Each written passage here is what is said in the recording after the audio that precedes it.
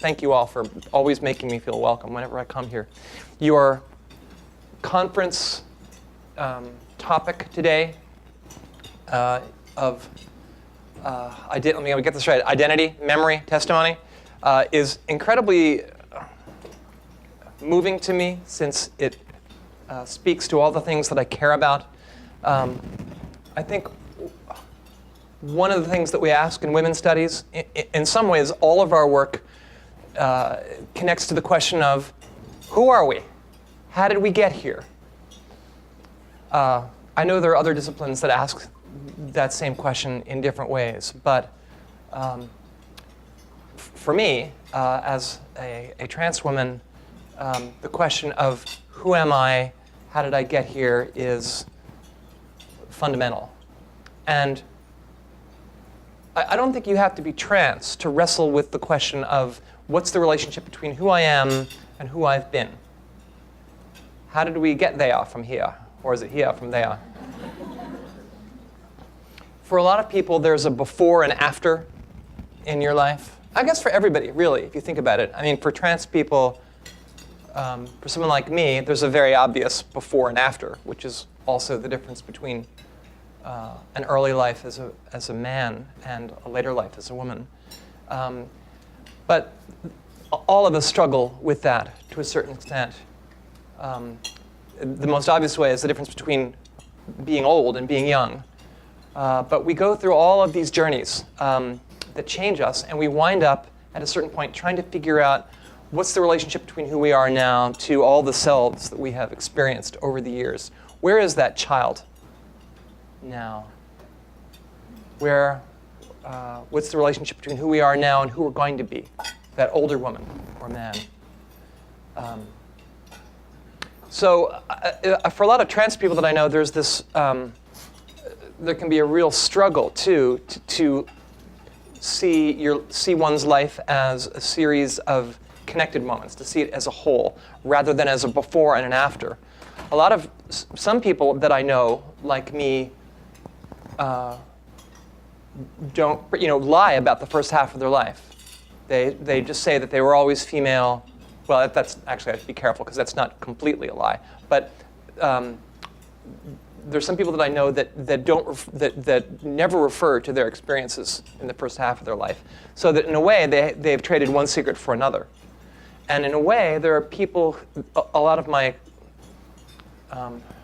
fellow travelers wind up without a past or without a real good connection between who they've been and who they are. It can be odd to be a middle-aged woman who had a boyhood. Can you be a woman without having had a girlhood? Well, yeah, sure you can. But what kind of woman are you? What kind of woman am I having not had a girlhood?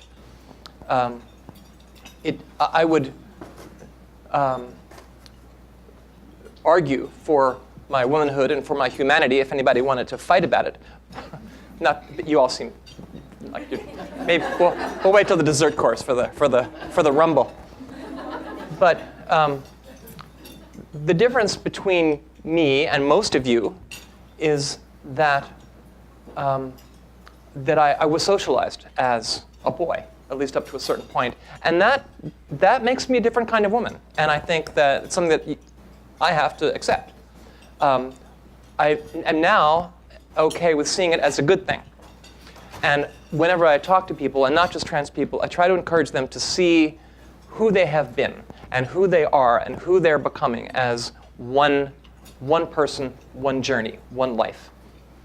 But it can be hard, especially if in the past there's been trauma, if there have been parts of your life you're not proud of or parts of your life you want to get away from. So building a life that's a whole, well, to some degree, it's a journey that never stops. And again, it's not unique to trans people. I think it's all of us.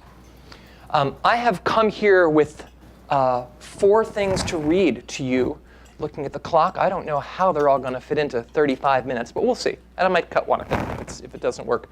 The first and the last are from a brand new work of mine that's coming out next year. It is a memoir about parenthood and the differences between motherhood and fatherhood. It's called Stuck in the Middle with You, Parenthood in 3 Genders.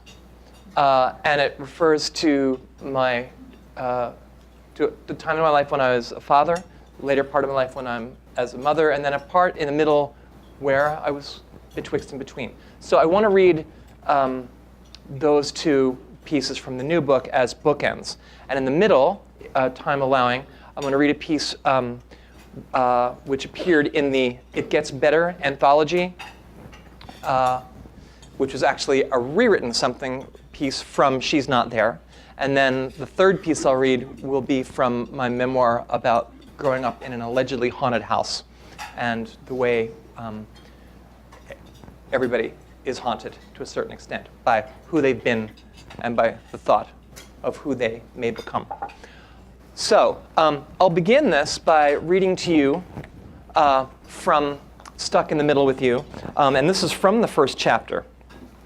In this chapter, I won't read you from the very, very beginning, but this starts off with me at a fencing match at my son's school, where my son is fencing, and I'm sitting in the bleachers next to a woman named Grenadine, who unbelievably confesses to me as we're watching the kids fencing that A, her husband is in Iraq, and B, she kind of hopes he doesn't come back because of who he, and this I mean, it's unbelievable the conversations you can find yourself in a high school gymnasium.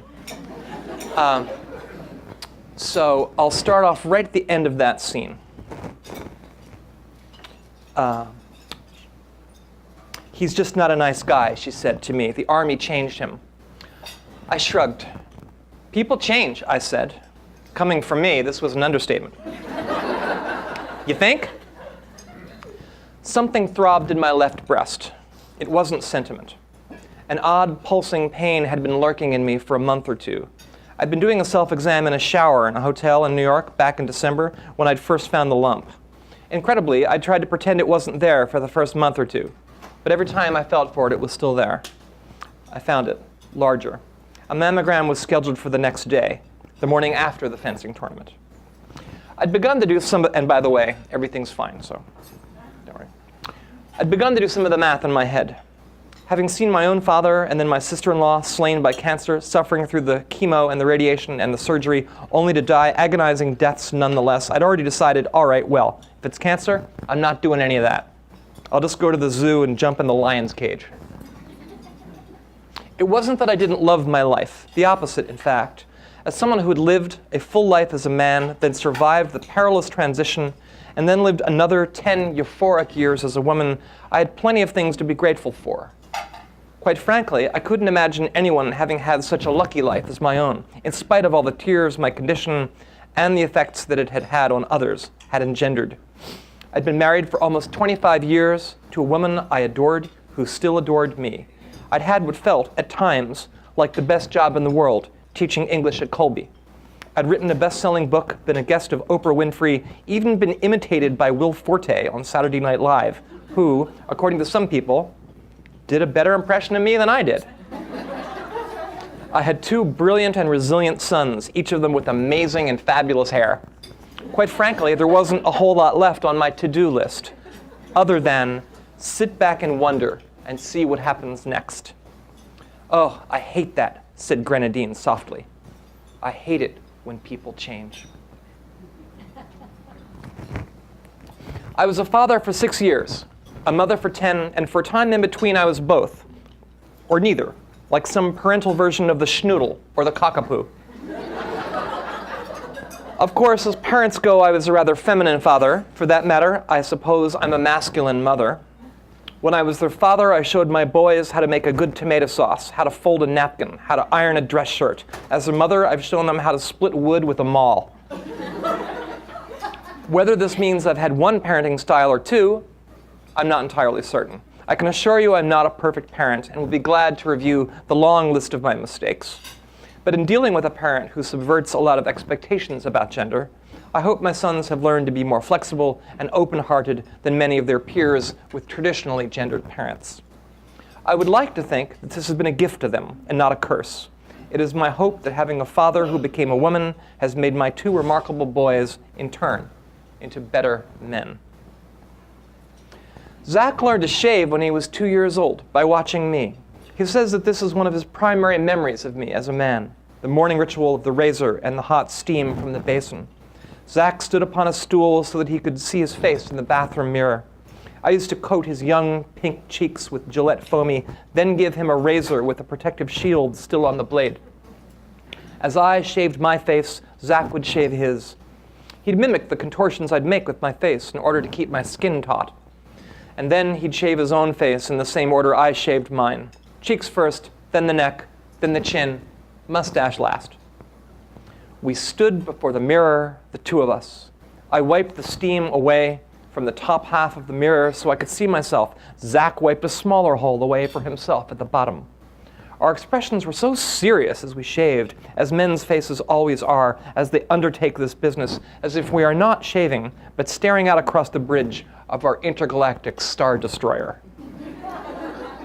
Afterwards, we'd towel down our faces, removing the residual froth, and smacking our smooth cheeks lightly with an air of manly satisfaction.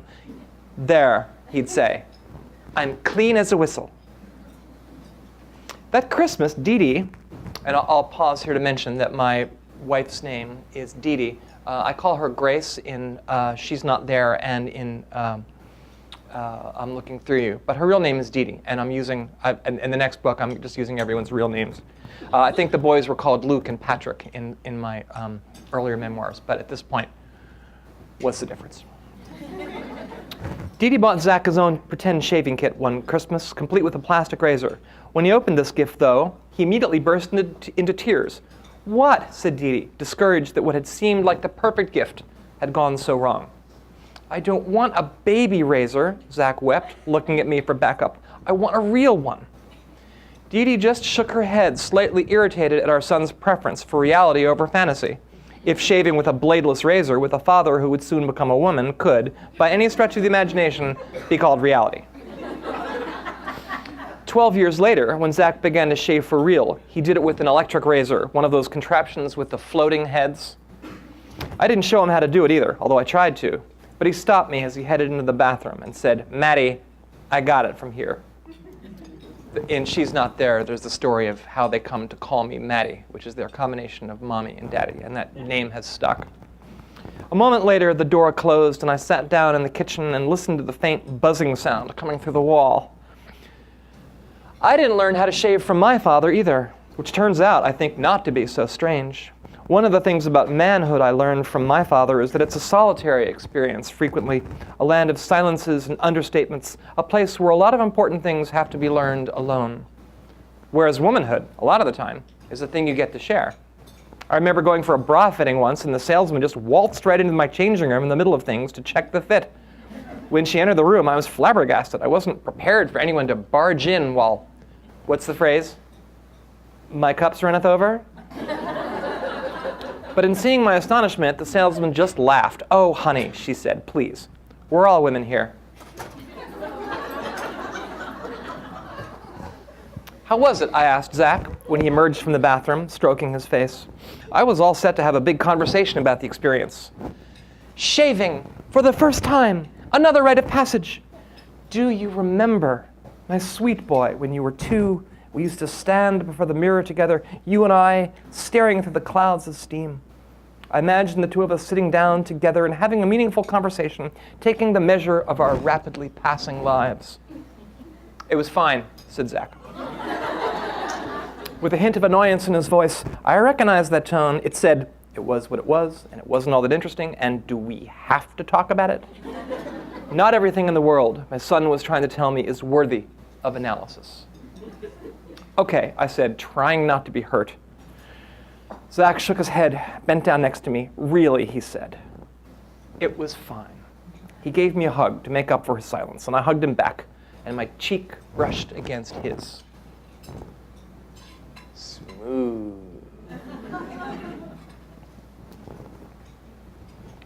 I don't know, Grenadine was saying as we waited for the next round of competition to start. I don't think everybody has to say the same forever. I just don't see why I have to stay stuck when he's not who I married. This was, of course, the question that obsessed me.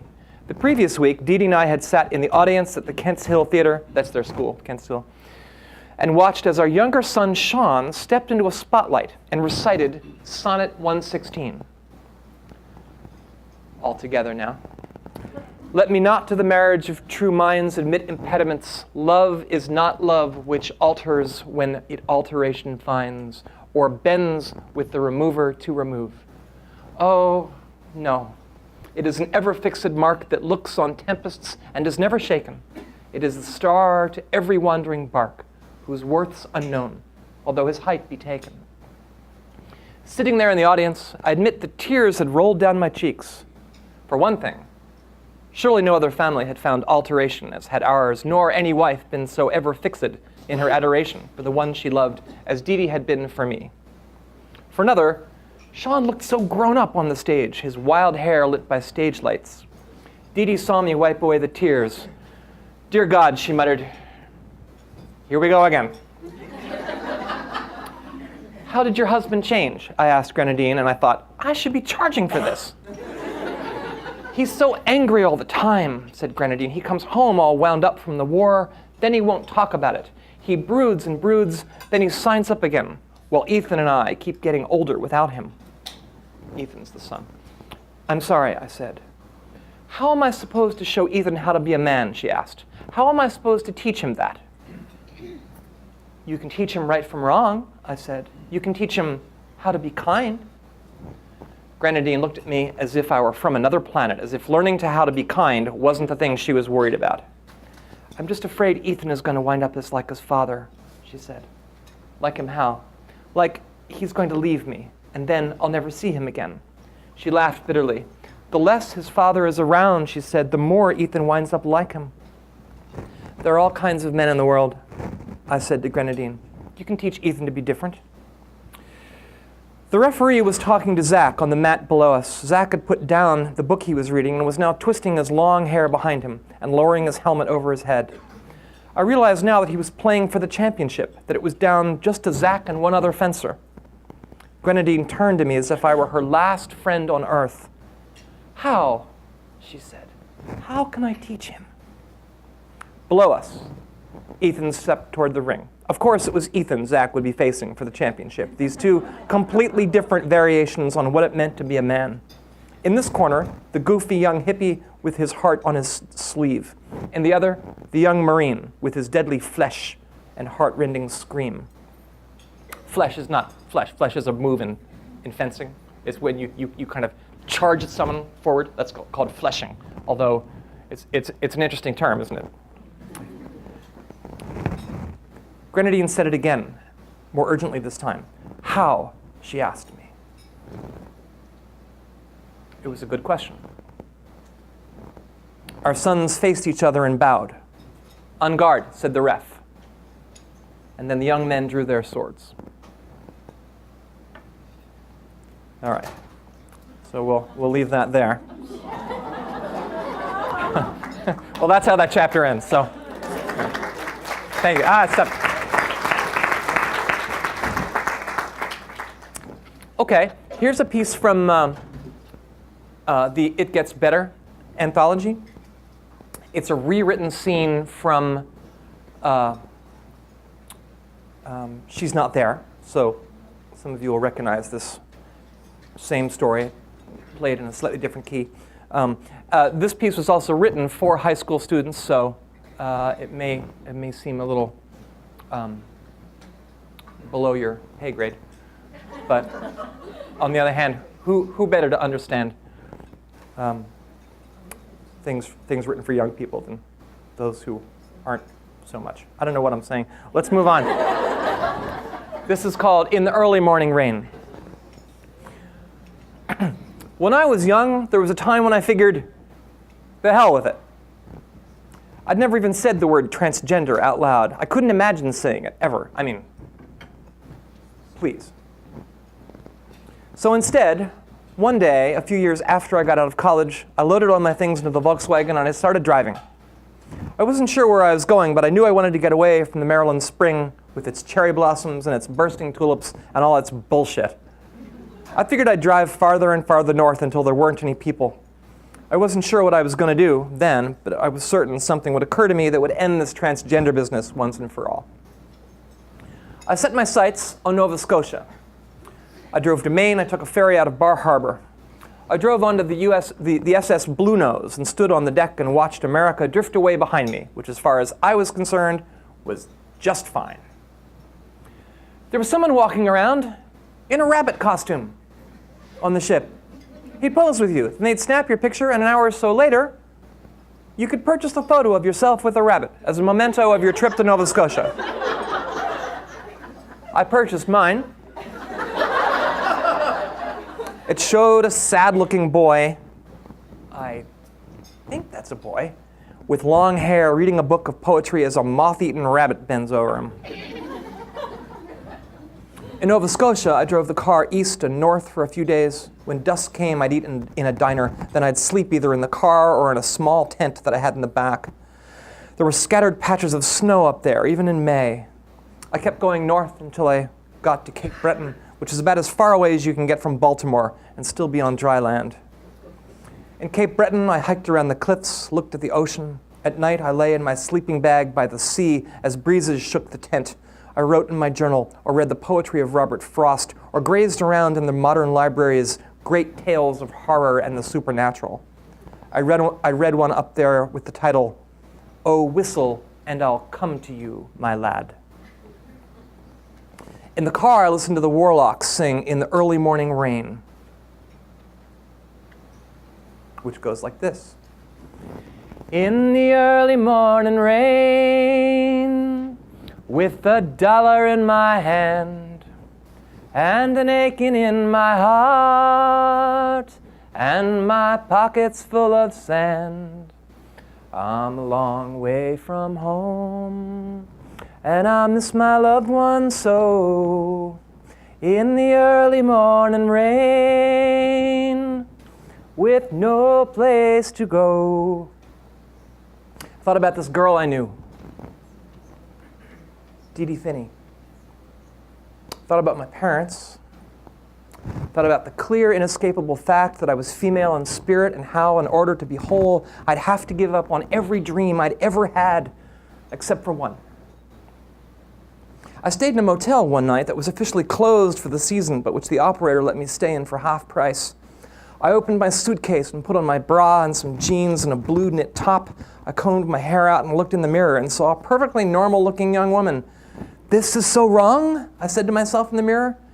This is the cause of all the trouble. I thought about settling in one of the little villages around there, just starting life over as a woman. I could tell everyone I was Canadian. Then I lay on my back and sobbed. Nobody would ever believe I was Canadian. The next morning, I climbed a mountain at the far northern edge of Cape Breton Island. I climbed up to the top, trying to clear my head, but it wouldn't clear. I kept going up and up past the tree line, past the shrub line, until at last there was just moss. And there I stood, looking out at the cold ocean, 1,000 miles below me, totally cut off from the world. A fierce wind blew in from the Atlantic. I leaned into it. I saw the waves crashing against the cliff below. I stood right at the edge. My heart pounded. I leaned over the edge of the precipice, but the gale blowing into my body kept me from falling. When the wind died down, I'd start to fall, and then it would blow me back up again. I played a little game with the wind, leaning a little farther over the edge each time.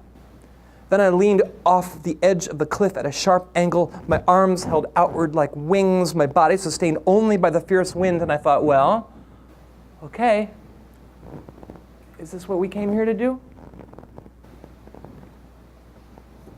Then a huge blast of wind blew me backwards, and I landed on the moss.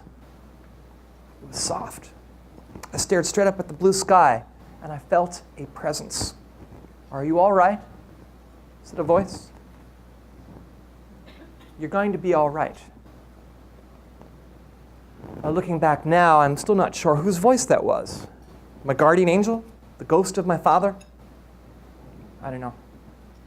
Does it really change things all that much to give a name to the spirits that are watching out for us? Still, from this vantage point, over 25 years later, my heart tells me that that was the voice of my future self, the woman that I eventually became, a woman who, all these years later, looks more or less like the one I saw in the mirror in the motel. Looking back on that sad, desperate young man, I want to tell him, it will get better. It will not always hurt the way it hurts now. The thing that right now you feel is your greatest curse will someday, against all odds, turn out to be your greatest gift. It's hard to be gay or lesbian. To be trans can be even harder. There have been plenty of times when I've lost hope. But in the years since I heard that voice saying, are you all right? You're going to be all right. I found, to my surprise, most people have treated me with love. Some of the people I most expected to lose when I came out as trans turned out to be loving and compassionate and kind. I can't tell you how to get there from here. You have to figure that out for yourself. But I do know that instead of going off that cliff, I walked back down the mountain that morning and instead began the long, long journey toward home.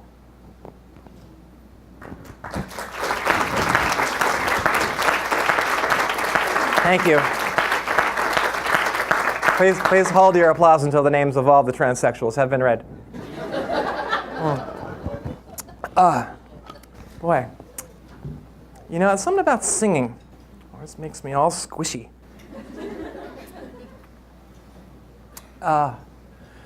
Okay, so here's another one. This one's from I'm Looking Through You, which was a book about growing up in an allegedly haunted house and which uses haunting as metaphor for, for everything. In this particular scene, I'm at a high school reunion of the class of '76 at my allegedly all-male high school. Yeah, my gosh. And I'm walking around with an old friend of mine whose nickname was Duber, for reasons we need not discuss, but which are perhaps self-evident. Duber and I snuck away from the class of '76 cash bar after a little while. We walked through the hallways of the upper school, gin and tonics in hand. The place was eerily unchanged, the old hallways still filled with the smell of pencil shavings and sweat, the eagle on top of the American flag, and one of the classrooms still covered with the same old dust. We peeked into the empty cafeteria, looked out the windows of the old study hall. I remembered throwing a paper airplane out of one of that study hall's high. Well, I'm sorry. I'm breathing now. Sorry. Is that better? It should be like this, actually. There. I'm having a little moment. Here, feel free to talk among yourselves. Okay, let's try that. Okay? Did it get quieter just now? You can hear me okay? All right. Oh yes, I was with a paper airplane. I remember throwing a paper airplane out of one of the study hall's high windows one spring afternoon and watching that airplane sail forever. On a wall near the headmaster's office was an oil painting of my former nemesis, the headmaster named Mr. Flinch. He'd been dead for nearly 20 years now. He used to walk around yelling at me, telling me that I didn't have any gumption. You know, he was right about me. I said, I didn't have any gumption. Yeah, well, said Duber, fuck him, man. You got plenty of gumption. You asked me, you're the fucking gumption poster child. What does he know about it? Nothing. Sorry, I should have. My mother would have asked, she said, whenever you do that, you should always apologize to people for your work containing language. I said, Mom, I'm an English professor. All my work contains language. She says, you know what I mean. We walked down the hallway of the upper school. It was odd to be walking around there with a gin and tonic and a vagina. There was a time I could have gotten detention for this. This is all like some crazy dream, I said. I keep thinking I'm going to wake up. It was like some dream the first time, said Duber. You know what they say about how history repeats itself? First time is tragedy. Second time is like some big old pile of bullshit. We paused before the doorway of the old bio lab. Once, there'd been giant slide rules on the wall. a tattered chart of the periodic table. We'd all had to write reports about the elements back in the day. Me, I'd gotten stuck with mercury.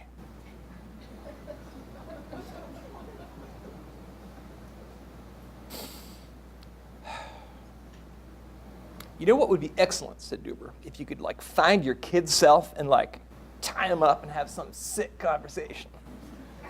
What would you tell your kid self, I asked. Me, said Duber, I wouldn't tell him anything. What do I know? You wouldn't warn yourself about the future? Duber looked confused. Warn myself, he said. About what? It was possible, I thought, that Duber and I had two entirely different conceptions of time. I looked down the hallway, imagined the bell ringing, all the schoolboys pouring out of their classrooms, thundering toward their lockers.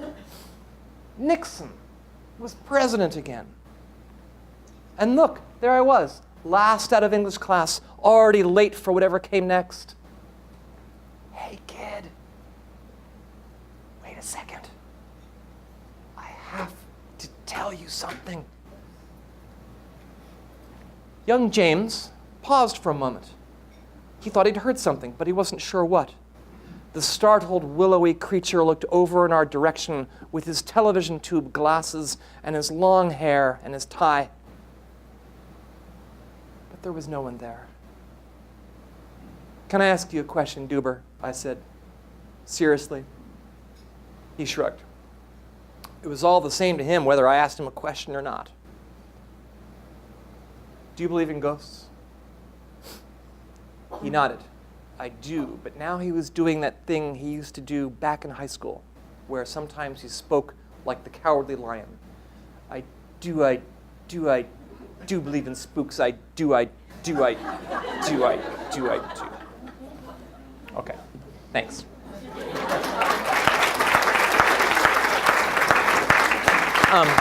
It's fun. That's a fun scene to read, and I don't get to read that very often.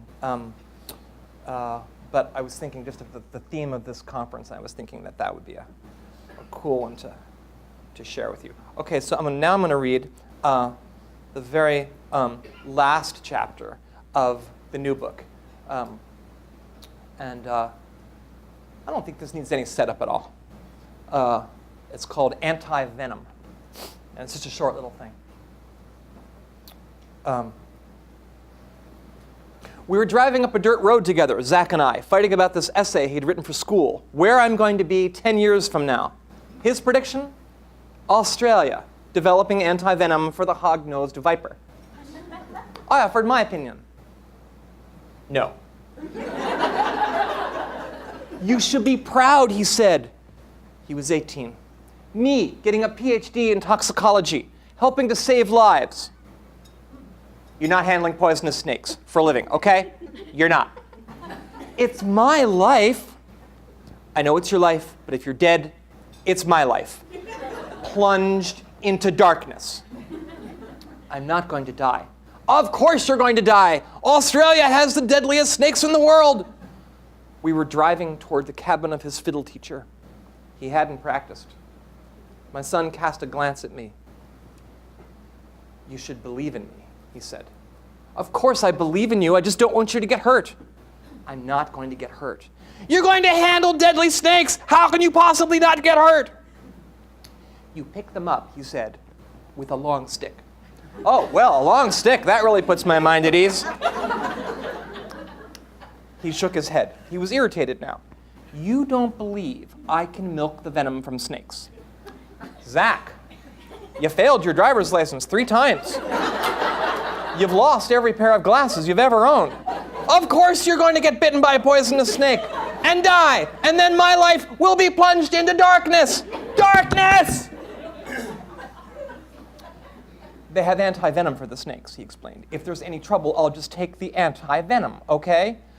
If they already have anti-venom, why do you have to handle the snakes? I thought developing the anti-venom was the whole point. Why would you handle the snakes if you already have anti-venom?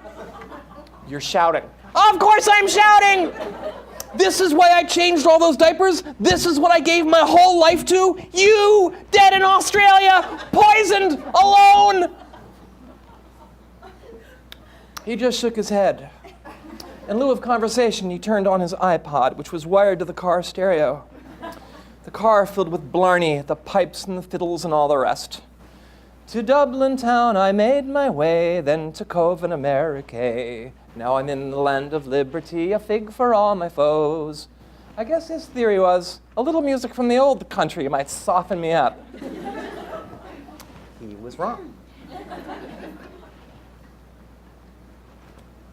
Something ran across the road before us, and Zach jammed on the brakes. It all happened quickly. 1 minute, we were listening to The Pursuit of Farmer Michael Hayes. The next, we were spinning through space, waiting to see if we would live. We skidded into the ditch. From the woods, a coyote paused and looked back at us. I saw the wildness in his eyes. There was movement from the other side of the road. A young coyote pup looked at Zach and me suspiciously. Its breath came out in clouds. Then it leaped across the road to follow its mother, wherever it was she was taking them at that late hour. Good driving, I said. Excellent reactions. He started the car again, got us out of the ditch. We started up the hill again. I told you could trust me, he said. He'd just gotten into college a couple months before this, early decision at Vassar. My other boy was off to South Africa. He'd been accepted as an exchange student at a school in Cape Town called Bishop's College. In only a few weeks from then, we would take him to Logan Airport and load the 15-year-old onto the plane. Now the sun was sinking toward the ridge to my right. The long, shining mirror of Long Pond was visible in the valley. Silence hung in the air between us. And not for the first time. I could feel my sons leaving me, going out into the broad world. There were times as if they were already gone. Zach, I said, finally, if you really, really want to milk the poison from deadly snakes in Australia, if that's your dream, I'll support you. Thank you, Maddie, he said, and rubbed my shoulder. Look, I'm verklempt the podium about the snakes, sorry. Thank you, Maddie, he said, and rubbed my shoulder. That was their name for me, Maddie, their combination of mommy and daddy. This means a lot to me. I'll always support you in your dreams, I said, even if your dreams are stupid. My throat closed up. The tears rolled down. Of course, if it was the stupidity of dreams we were considering, I was one to talk. I mean, please. I thought of the hours I'd spent at Zach's age, lying in bed, staring at the ceiling, imagining a world a whole lot more distant than Australia. We pulled up at the violin teacher's house, right at the top of Buttermilk Hill. The pastures of her farm were all around us, and beyond that, the mountains and the lakes. Her husband's single-engine plane sat at the edge of a long field. A windsock dangled from a pole just beyond a long field of tomatoes and cabbages. From the cabin came the sound of skirling mandolins and fiddles. My son looked at me, incredulous. "You're crying now," he said, "about me getting bitten by an imaginary snake in Australia in the future. You're actually crying." A little. I wiped the tears away and we got out of the car. The sun was almost gone now, sinking behind the mountains. We walked toward the cabin. The music grew louder. His teacher was playing a reel, The Farewell to Erin. In the twilight, it was hard for me to see the stairs. I paused at the bottom step, unsteady on my old legs, uncertain. My son turned to me and took me by the arm. "Come on, Maddie," he said. "I got you."